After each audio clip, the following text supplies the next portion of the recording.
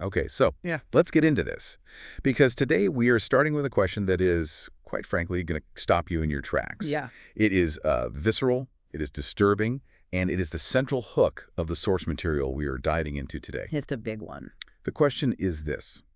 Is the eating of newborn babies considered a delicacy in certain esoteric traditions, specifically within the context of Hinduism? It is a shocking opening, absolutely. And I think it's important to state right up top for you, the listener, that we're not here to monger fear or tell a horror story for the sake of it. No, not at all. We are here to analyze a specific set of claims, myths, and theological interpretations provided by a very specific source.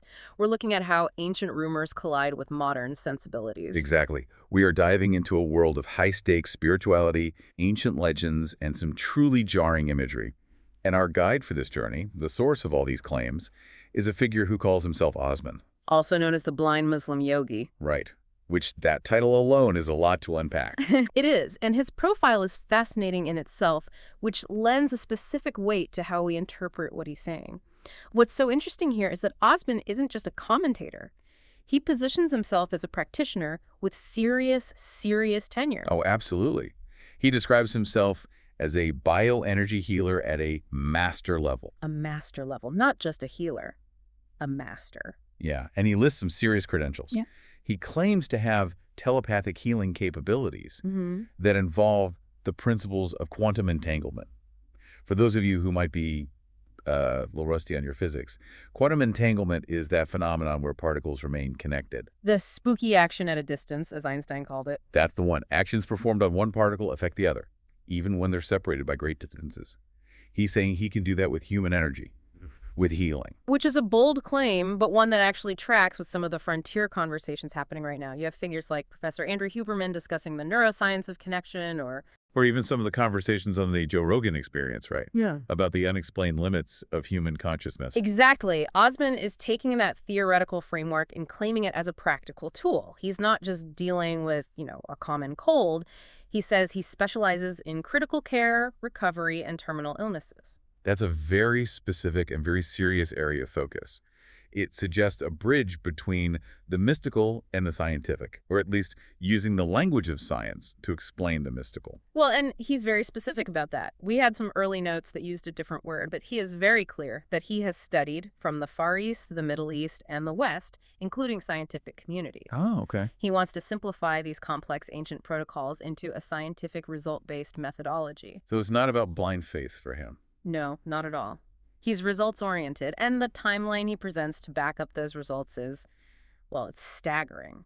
He mentions having 50 years of experience in advanced yoga and meditation. 50 years. That's a lifetime of practice for most people. And he claims to have attained his first samadhi experience, which is, that state of intense concentration or absorption in yogic tradition at the age of 19. 19. That is incredibly young. I mean, if you read Autobiography of a Yogi by Paramahansa Yogananda, right, you know that samadhi is usually the result of decades of asceticism. It's the goal. It's the pinnacle. Yogananda, or even figures like Swami Sivananda of the Divine Life Society, they speak of this as the absolute summit of human consciousness. For Osman to hit that mark at 19 suggests he was either a prodigy or just incredibly disciplined from a very young age. And that discipline seems to be a recurring theme with him. He talks about practicing up to 18 hours a day in certain stages of his life. 18 hours a day. Just think about that. That leaves, 6 hours for everything else? Yeah. Sleeping, eating, living? It's elite athlete level. Yeah. It's what you hear about on podcasts like The Diary of a CEO when they interview these hyper performers who they outwork everyone. He calls it sharpening the sword. And he says even now, after 50 years, he practices a minimum of 8 to 10 hours a day, constantly refining this bioenergy capability he claims to have. Which makes the content of this deep dive so jarring. You have a man who is so focused on healing, on wellness. He even has a service he calls a $5 anxiety fix. Right. Less than the price of a Starbucks coffee. Exactly. And at the same time, he is discussing these incredibly dark, violent rumors about deities and baby eating. It's a massive contrast. It reminds me a bit of the duality you find in, say, Gopi Krishna's writings on Kundalini. Yeah. The energy can be enlightening, beautiful, but it can also be terrifyingly destructive if it's not understood or respected. That's a great point. So the mission for us today really is to walk through Osman's analysis. We're going to look at the modern rumor he brings up, then a historical legend about a vanished army, and then this theological vision of the goddess Kali. We're basically trying to understand how the iconography of these fierce deities clashes with our modern ideas of what divinity is supposed to be. And ultimately, we're asking the question he seems to be asking. What is the nature of the gods? Are they benevolent parents, or are they, as Osman suggests, apex predators? That is the core tension. Okay, so let's jump into the deep end. Section 1, the rumor. The modern rumor. Osman starts by addressing something he says he was appalled to hear recently. He brings up a very specific allegation. He says there's a rumor circulating, and he's careful to specify that he doesn't want to sideline any specific ethnicities. But the rumor is that there's a wealthy class of people who view eating human newborn fetuses as a delicacy. And he makes a comparison that really, really sticks with you. He compares it to veal. Right. You know, veal is the meat of a newborn calf. It's considered a high-end delicacy in culinary circles because of the texture, the tenderness. It's controversial in its own right, of course. Of course. But Osman says this rumor suggests that for these elites, human fetuses are the equivalent of veal. It's just a grotesque parallel. It strips the humanity right out of the equation and reduces an infant to a commodity. It's treating a human life as a menu item. And he clarifies the specifics of this rumor as he has heard it. He suggests it's not necessarily about murdering born children, but involves unwanted pregnancies, aborted fetuses, being purchased by the wealthy for consumption. It sounds like something out of a horror movie, or maybe a dark corner of the internet that, someone like Mel Robbins might warn parents about. It's that level of disturbing. Absolutely. Yeah. But before you panic, we have to look at the fact check here. Osman is responsible enough to say he tried to verify this. Correct. He mentions he tried to check this with AI, artificial intelligence, and the result he got back was that there is no evidence to support this. It's unsubstantiated. But here's where it gets really interesting about human psychology and belief. He says the rumor persists. It persists. Even with the lack of evidence, in his circles or the circles he observes, people believe that specific elites are doing this. It speaks to a deep-seated fear of power, I think. You see this discussed in sociological circles and even in some of the deeper conversations with thinkers like, anyone who studies conspiracy theories. The idea is that the wealthy class operates on a level of morality so removed from the norm that they would literally consume the most innocent form of life. It's the ultimate transgression. It is. It's the vampire archetype, essentially. The powerful feeding on the weak to sustain themselves. And that's a story as old as time. Precisely.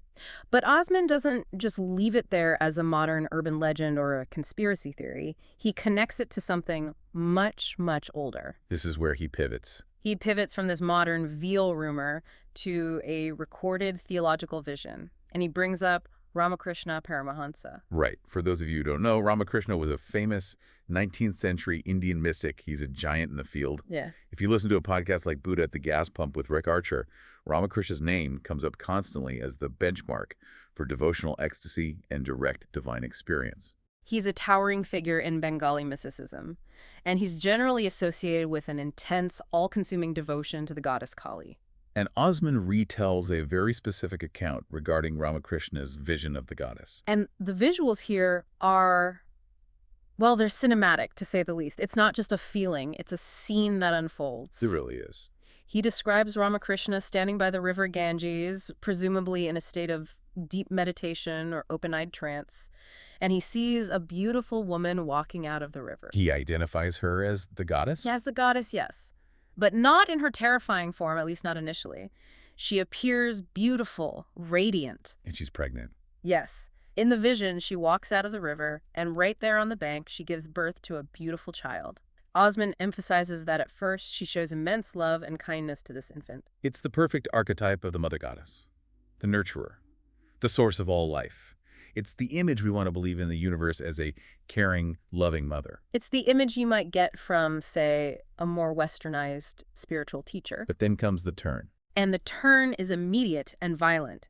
She suddenly becomes fierce. Her expression changes completely. Osman describes her tearing apart and eating the child she just gave birth to. Just consumes it. Swallows it whole, and then, as if nothing has happened, she turns around, walks back into the river, and disappears. Man, that is such a heavy image. Yeah. A mother eating her own newborn. It completely subverts the maternal instinct we hold so sacred. It's almost a taboo to even picture it. It is. And Osman uses this vision to bridge the gap back to that modern rumor. He's essentially asking, if the deity herself is seen doing this in the visions of a great mystic like Ramakrishna, is the consumption of newborns somehow baked into the theology? Is the rumor about the elites actually a dark reflection of this divine reality he's describing? That seems to be the question he's posing, and he connects it to the iconography. I mean, if you've ever seen a picture or a statue of the goddess Kali or another tantric goddess called Chinnamasta, they are intense. Intense is an understatement. They aren't the peaceful, meditating figures like the Buddha. They are visually overwhelming. Absolutely. They're often depicted holding severed heads, standing on bodies, and, as Osman points out, wearing garlands of skulls around their necks. Right, the garland of skulls is a key detail. It is. And Chinnamasta, specifically, is often depicted holding her own severed head while drinking the blood spurting from her neck. It's shocking imagery by design. That is. Yeah, that's incredibly metal. I mean, it's intense symbolism, and there's a debate about what those skulls actually represent, right? Precisely. The common theological defense, the explanation you will hear from most modern Hindu scholars, or from someone like Deepak Chopra, who tends to soften the edges of Eastern philosophy for a Western audience, is that these are the skulls of demons. So they represent evil. They symbolize the destruction of the ego, of evil, of ignorance. The idea is that the goddess destroys these negative forces within you so that you, the devotee, can be liberated. The skulls are your slain inner demons. So the skulls are the bad guys. That's a metaphor. That's the standard accepted reading. But Osman isn't buying that standard explanation, is he? No, not entirely. He points directly back to Ramakrishna's vision as his counter-evidence. He argues that Ramakrishna saw her eating a human newborn, not a demon baby, a child she just birthed. So Osman challenges the demon skull defense by saying, well, the evidence from the mystic's own vision suggests it involves humans. He's taking a literalist approach to the vision. He is. He's saying maybe the iconography isn't just a metaphor. Maybe the skulls are exactly what they look like. Maybe they aren't just symbols for ego. Maybe they are actual skulls. And to back up this idea that these deities might actually literally consume humans, he moves from theology to history, or at least to historical legend. Right. This is section 3 of our deep dive, The Legend of the Vanished British Army. This story is wild. I have to say, I hadn't heard this specific one before, and I love a good historical mystery. So can you set the scene for us? Osman cites a legend regarding the British invasion of India. He speaks of a specific town in northern India. He describes it as being populated by tantric worshippers, people dedicated to these fierce goddess traditions. So this would be a town where the worship of Kali or Chinnamasta was central to their daily life. Exactly. These are the practitioners who would be chanting the mantras, performing the rituals. Their entire reality would be shaped by these deities. And the British army approaches this town. A full army. According to Osman's account, a massive army, and he throws out a staggering number, potentially 100,000 soldiers moved to invade this tantric town. 100,000 soldiers. That's not a skirmish. That's a full-scale occupation force. That's like a moving city of soldiers. It's an overwhelming force. You can just imagine the dust, the noise, the horses, the cannons, an unstoppable wave of colonial power. But then the disappearance happens. They just vanished. The British forces vanish entirely. Like the Roanoke colony, but on a massive military scale. Gone. But it's the evidence left behind that Osman really focuses on. He says only the horses remained, and massive amounts of blood traces were found everywhere. Okay, so blood everywhere means a battle or a slaughter. But usually, a slaughter of that magnitude leaves. Well, it leaves bodies. And that is the crucial detail Osman hammers home. No human bodies, no bones, not a single trace of the soldiers themselves. Nothing. No uniforms, no boots, no muskets. Nothing, just blood and horses. So where did they go? Did they just dissolve? That is the question. If you have a massacre of 100,000 people, you have a logistical reality of 100,000 bodies. You have all their gear. It's a massive cleanup. But here, there's nothing to clean up. And this is where the tantric explanation comes in. This is it, Osman asks. Did the tantric goddesses, the yoginis as they're sometimes called, or their army, consume the soldiers whole? Eat them whole. You mean like Uh, bones, clothes, boots, everything? That is the direct implication. He argues that the blood suggests a violent slaughter, but the complete lack of bones or any other remains suggests total consumption. He asks, how did they eat all these soldiers whole? It's a rhetorical question that points to a supernatural, not a physical, event. It's terrifying. It's like something out of a sci-fi horror film. The idea that matter itself was consumed or converted into energy. And this kind of touches on that quantum aspect Osman likes to reference, doesn't it? If these entities exist in a higher dimension, perhaps their interaction with our physical matter, the soldier, looks like eating to us, but is actually a complete dematerialization event. And he says the historical impact was that the town was never invaded again. Which, in the logic of the story, makes perfect sense. If an entire army is eaten by the local gods of a town, you probably cross that town off your conquest map. You don't send a second wave, you leave it alone. Okay, so just to recap.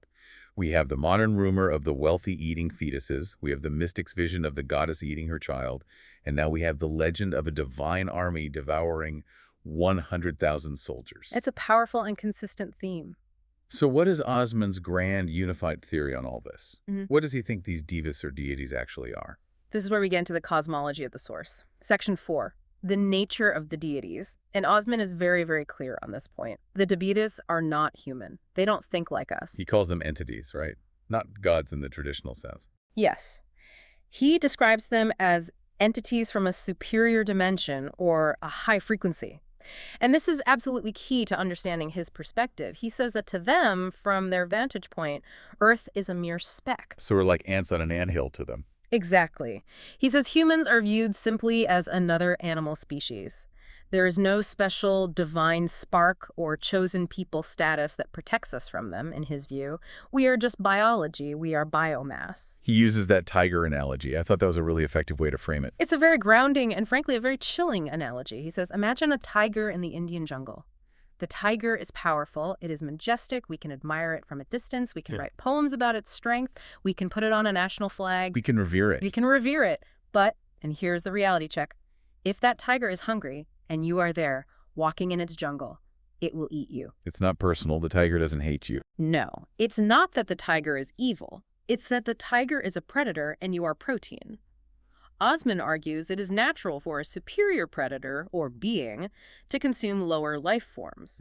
We eat chickens. We don't hate the chicken, but we are higher on the food chain. And Osman is suggesting we aren't at the top of the food chain. Not even close. So when people say, oh, the goddess wouldn't do that, she's a loving mother, Osman is basically saying you are projecting human morality onto a tiger. You're anthropomorphizing a cosmic force. Precisely.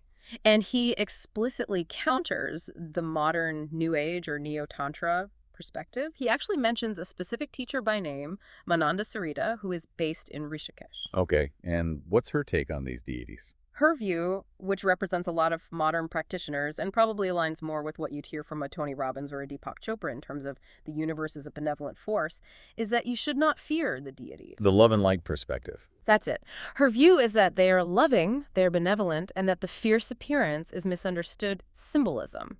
That the eating is purely metaphorical for eating your ego, your traumas, your limitations. And Osman pushes back on that. Hard. He offers a direct rebuttal based on the evidence he's presented, Ramakrishna's vision and the missing soldiers. He suggests that perhaps fear is not only an acceptable response, but it's the correct response. Wow. He says, and this is a direct quote from his thinking, you are worshiping something that has the capacity and nature to consume you. It's a stark warning. He's basically saying, don't mistake the tiger for a house cat just because you really, really want it to be a nice, fluffy kitty. Which raises a fascinating tension, doesn't it? Because Osman himself is a healer. He operates in the same spiritual space. He calls himself a Muslim yogi. Right, that's the twist. Yeah. We get to section 5, and after telling us that these high-frequency beings might very well eat us, he pivots to his own services. It's a bridge from the fierce aspect of spirituality to the healing aspect. He positions his work as a non-invasive, powerful alternative therapy.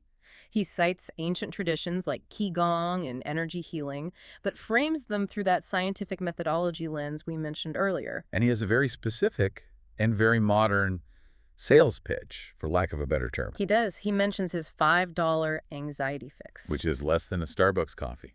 That is a brilliant marketing hook, you have to admit. That's the tagline. He claims he can telepathically deliver an anxiety fix anywhere in the world for just $5. This is where the quantum entanglement comes back in. He believes he can entangle his energy with yours instantly across the globe to regulate your state. It sounds like something from a sci-fi novel. But again, if you look at the studies on prayer or distant intention, like the ones that people like Dr. Joe Dispenza talk about, there's a fringe of science exploring this very idea. And he also offers a free protocol. It's not all paid. Right. On his website, yogawellness786.com, he describes a 5-minute yoga and meditation program. He calls it Power Packed. And he says it took him decades to create. His whole mission, he says, is to simplify these very complex protocols, to achieve a result in as easy a method as possible. He wanted to distill everything down to something short and effective for the modern person. It's interesting that he emphasizes efficiency so much. Time efficient, results-oriented, simplified methodology. This isn't go to a cave for 20 years and maybe you'll figure it out. No, it fits his scientific branding. He acknowledges he's dealing with ancient sciences, the kind of stuff Swami Vivekananda brought to the West, but he wants to deliver it like a modern, efficient product. He knows you're busy. He knows you have meetings. He says, give me 5 minutes and I can make a difference. And he is very, very careful to include the disclaimer. The medical disclaimer. This is crucial for his credibility in this space. Absolutely. He reiterates that his services are complementary. They're there to enhance what is lacking in other medical fields, not to replace medical treatment. He's not telling you to stop seeing your doctor. No. He's offering an energetic supplement to what you're already doing. He says, my services are not a replacement for medical treatment. He's very clear. This distinguishes him from the snake oil salesmen who tell you to throw away your pills. Osman is saying, keep the pills, but add the energy. He works with the medical field. In fact, he mentions specializing in critical care and terminal illnesses, which are often the places where traditional medicine has hit a wall and is open to complementary approaches. And he justifies his ability to do this by pointing to his own dedication. That's where the 18 hours a day of practice comes in. Sharpening the sword. Sharpening the sword. I like that phrase too. It implies that this healing ability isn't just some innate gift. It's a skill he has to constantly maintain and refine, like a concert pianist or an Olympic sprinter. The work never stops. It portrays him as a disciplined master, which helps to balance out the wildness of the stories he just told. He's essentially saying, I know these dangerous truths about the universe, but I have mastered the energy to heal, not to destroy. And he claims a very high success rate in the past 50 years, which he then uses to justify his pricing structure. Yeah, let's talk about the pricing for a second. He's very upfront about it. He is. He says, and I'm quoting here from his own material, my treatment and consultation fees are not inexpensive. He's not apologizing for it. Not at all. He compares himself to a specialist. If you need brain surgery, you don't look for the cheapest surgeon you can find on Groupon. You look for the one with the best track record, the most experience. Osman is positioning himself as the neurosurgeon of the energy body. But he balances that with the free content. That's important. It is. He says he offers extensive and unique advice and techniques on his YouTube channel as a free service. He says all the relevant information can be found there for free. So the knowledge is free. The direct intervention, the actual healing session, is the premium service. Now, that seems like a fair model, actually. It's the freemium model applied to mysticism.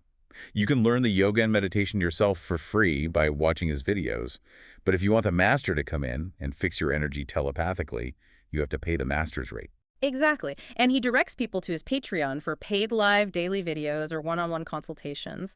But he emphasizes that he doesn't withhold information on the free channel. He says it's all there if you want to do the work yourself. So his mission, as he puts it, is to encourage as many people as possible into this result-based, simplified methodology. He hopes his efforts will help revive what he calls a very ancient and lost science. A science which he believes could benefit society tremendously in every aspect of life: health, peace of mind, relationships, even finances.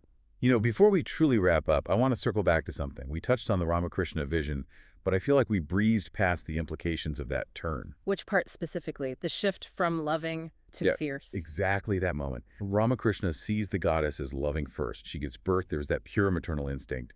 And then, snap, she becomes the devourer. Osman seems to present this as just a proof of her inherently fierce nature. But isn't there something more cyclical about that? That is a profound observation. If we look at the source text, Osman emphasizes the shock of it. He says she showed kindness and love and then became fierce. It disrupts our linear narrative of birth is good, death is bad. Right. In the tantric view that Osman is alluding to, the creator and the destroyer are the same entity. They aren't two opposing forces. They're two faces of the same coin. So she brings the child out of the river, out of the void, essentially, and then she puts the child back into herself. It's like the universe expanding and then contracting. That's a perfect way to put it. But Osman's interpretation is very literal, isn't it? He links it directly to eating. He does. Yeah. And that is what distinguishes his take from a purely philosophical one. He connects that cosmic vision directly to the veal rumor. He seems to be suggesting that this cosmic process of creation and destruction has a physical, biological mirror in our reality. So if the goddess eats her young as part of a cosmic cycle, perhaps the wealthy elites he mentions are, in some twisted way, mimicking the gods. That's a disturbing thought. Hush. The delicacy isn't just depravity, but some kind of perverse ritual emulation. Osman doesn't explicitly use the word ritual, but the connection is there. He places the rumor of the elites right next to the vision of the goddess. He asks, is it based on Hinduism? He is drawing a line between the behavior of the gods and the alleged behavior of humans. And he mentions that he didn't want to sideline any ethnicities. He's careful with his language there.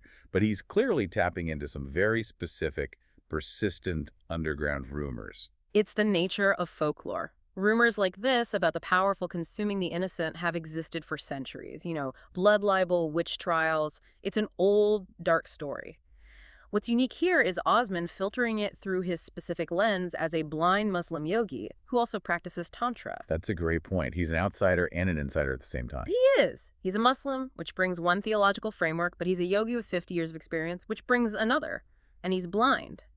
I do wonder how that shapes his vision, his perception of all this. It must. He mentions his telepathic healing capabilities and his first samadhi experience. His perception of reality is obviously not based on visual stimuli in the way ours is. When he talks about seeing something, it's a different kind of seeing. But with Ramakrishna, he is relying on a recorded vision. He says, you can verify it. It's in the books. He seems to value verification. He checks the AI. He references the history books about the British Army. He wants to ground these wild claims in something tangible, even if it's just a legend. Right. And that brings us back to that British Army story. I want to dig a little deeper into the mechanics of that, if we can. The 100,000 soldiers. The logistics of disappearing 100,000 men are, well, they're impossible in the physical world. Unless you accept Osman's premise of interdimensional or high-frequency entities, he asks, how did they eat all these soldiers whole with the clothing and everything? The clothing detail gets me every time. It's so specific. It implies a total erasure, a complete dematerialization. If a tiger eats you, it leaves your boots. It leaves scraps of your uniform. Osman is describing a form of consumption that is total. It vanishes the matter. And yet, there was blood. Massive amounts of blood traces found everywhere. That is the tether to our reality. If they just vanished into thin air, it would be a magic trick. The blood makes it a slaughter. It makes it physical, violent. It's like a crime scene where the bodies have been dissolved in acid. Exactly. And the horses remained. Why the horses? Maybe the deities are pescatarians. Or no, wait, maybe they just don't eat horse meat. Or perhaps the horses weren't the target. If we go back to the tiger analogy, the tiger eats what it hunts. If these entities view humans as the specific prey, the horses are irrelevant. Humans are the animal species Osman refers to. It reinforces that hierarchy he talks about. Deities at the top, then humans, then other animals. But in this case, the deities left the animals alone and ate the humans. It completely reverses our usual food chain. On Earth, humans are the ones eating the animals. In this story, humans are the livestock. Wow, that connects right back to the veal thing again. We eat veal. The gods eat us. That is the uncomfortable symmetry Osman is building. He says, we are just an animal to them. If we justify eating veal because we believe we are superior to cows, then we cannot logically complain if a superior dimension entity decides to eat us. That is a terrifyingly consistent logic. It completely strips away the idea of human exceptionalism. It does, and that is why he critiques someone like Ma Anandasarita. She wants to maintain that human exceptionalism, the idea that we are special, loved, and cherished by the gods. Osman says, no, look at the data, look at the blood, look at the vision. It's a debate between romanticism and realism, in a weird spiritual way. Ma Anandasarita is the red. Romantic nature is beautiful and kind. Osman is the realist. Nature is red in tooth and claw, even in the spirit realm. And remember, his specialty is critical care, recovery, and terminal illnesses. He sees the body failing. He sees death up close every day. Perhaps that informs his view that the universe isn't always gentle and kind. That makes a lot of sense. If you spend your life healing people from the brink of death, you develop a profound respect for the power of death. You don't sugarcoat it. Which brings us to his solution, his methodology. He doesn't say run away. He doesn't say stop worshiping. No, he says get the $5 anxiety fix. He does. But look at what the anxiety fix is. It's a telepathic delivery. It utilizes the very same quantum entanglement principles that likely govern these high-frequency entities he's describing. So he's using their physics against them, or with them. In a way. If these entities are high frequency, Osman is claiming to be able to manipulate frequency himself. He is a master-level bioenergy healer. He is operating on that same subtle plane, just for a different purpose, for healing instead of destruction. So he's hacking the system. The gods might be able to eat you, but Osman can beam some peace and quiet into your brain for $5. It's a very pragmatic approach. He's not promising to save you from the Kali Yuga or the dissolution of the universe. He's promising to help you manage your anxiety right now in the 21st century. For the 21st century. That was his phrase. He wants to make it simpler, shorter, faster, quicker. He knows we don't have time to go meditate in a cave for 20 years like he did. After all, he practiced 18 hours a day. That level of discipline is what he believes gives him the authority to speak on these things. He's not just reading books, he's doing the work. That's a key distinction. It is, and that work leads him to offer his services on a complimentary basis. I think that disclaimer is important to revisit one last time. The not a replacement for medical treatment one. Yes. In a world where we are discussing vanishing armies and telepathy, that grounding in physical reality is crucial. He acknowledges medicine. He's not asking you to abandon logic. He's asking you to expand it. He's saying, do the chemo, but also let me fix your energy field. Exactly. It's holistic. But holistic in Osman's world includes the terrifying possibility of being eaten by a goddess. It's a very wide spectrum of reality he's working with. Okay, let's bring this all together. We have explored the dark, the light, and the not inexpensive. A full spectrum deep dive for sure. And we should remind you, the listener, this was an exploration of the world according to Osman, the blind Muslim yogi. We aren't saying babies are definitively being eaten. We aren't saying British armies definitely got dissolved by goddesses. We are saying that Osman is presenting these ideas, and his perspective offers a radical, if terrifying, way to look at the hierarchy of the universe. It challenges a lot of comfortable assumptions. Exactly. It's a perspective. Oh. And perspectives are what we are here to collect and examine. Well said.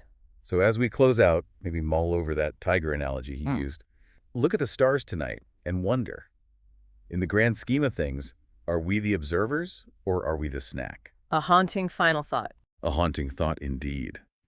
For anyone curious to learn more about the source, you can find him on YouTube as The Blind Muslim Yogi or his website, yogawellness786.com. Thanks for listening. And we will catch you on the next one.